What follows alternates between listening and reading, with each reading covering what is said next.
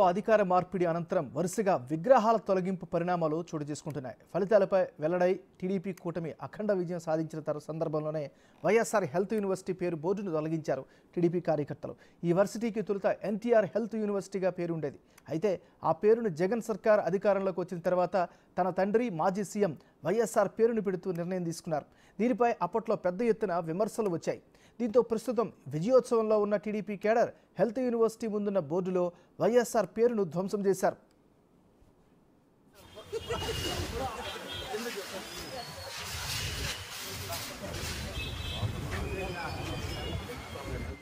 గుంటూరు జిల్లాలోని ఆచార్య నాగార్జున యూనివర్సిటీలో వైసీపీ అధికారంలో ఉన్న సమయంలో వైఎస్ రాజశేఖర రెడ్డి విగ్రహాన్ని ఏర్పాటు చేశారు.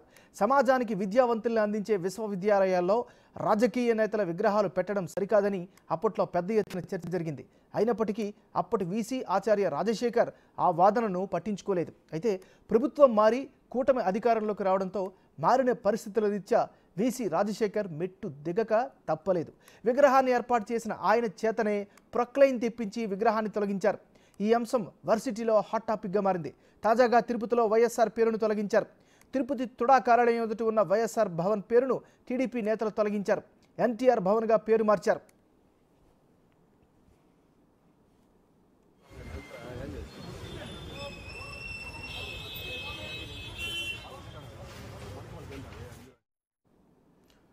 బులెటిన్లో మనం బ్రేకింగ్ న్యూస్ చూస్తున్నాం. ఆంధ్రప్రదేశ్లో అధికార మార్పిడి జరిగిన తరువాత వరుసగా విగ్రహాల తొలగింపు పరిణామాలు జరుగుతున్నాయి. ఇక ఇదే అంశానికి సంబంధించి మరింత తాజా సమాచారాన్ని మా రిపోర్టర్ శివ లైవ్లో అందిస్తారు. శివ, చెప్పండి. నాగరాజు, మొత్తం మీద చూసుకుంటే ఆంధ్రప్రదేశ్లో వైఎస్ఆర్సీపీ నుంచి తెలుగుదేశం పార్టీకి అధికార మార్పిడి జరిగిన తర్వాత, అంటే ప్రజా బలంతో జరిగిన తర్వాత రాష్ట్ర వ్యాప్తంగా కూడా వైఎస్ఆర్సీపీకి సంబంధించి కీలకమైన పరిణామాలు చోటు చేసుకుంటున్నాయి.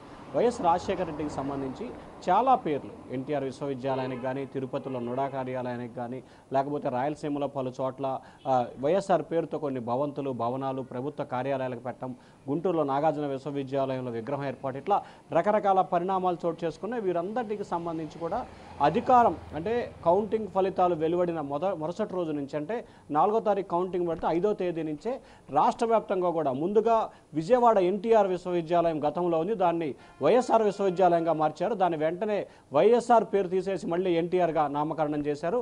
అలాగే మంగళగిరిలో ఉన్న రాష్ట్ర ఆరోగ్యశ్రీ ట్రస్ట్, వైఎస్ఆర్ ఆరోగ్య ట్రస్ట్ను కూడా వైఎస్ఆర్ తీసేసి ఎన్టీఆర్ ఆరోగ్య ట్రస్ట్గా నామకరణం చేశారు.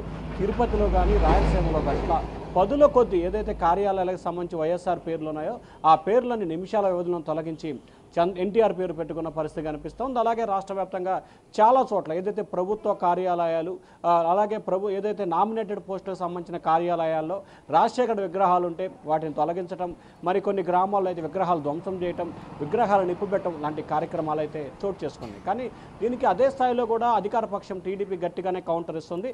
ఎటువంటి అభివృద్ధి సంక్షేమం చేయకుండా ఎప్పుడో కొన్ని దశాబ్దాల క్రితం ఎన్టీఆర్ స్థాపించిన ఎన్టీఆర్ విశ్వవిద్యాలయానికి కేవలం అధికారంలో ఉన్న ఒకే ఒక సాకుతో ఎన్టీఆర్ పేరు తొలగించి వైఎస్ఆర్ ఏ రకంగా పెట్టుకున్నారు.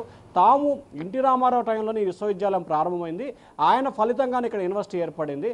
అటువంటి నేపథ్యంలో రాజశేఖర్ ఎటువంటి సంబంధం లేని పేరు ఎందుకు పెడతారు, అందుకే తాము పేరు చేసేసామని చెప్పి కూడా టీడీపీ నేతలు అయితే ఘంటాపథంగా చెప్తా ఉన్నారు.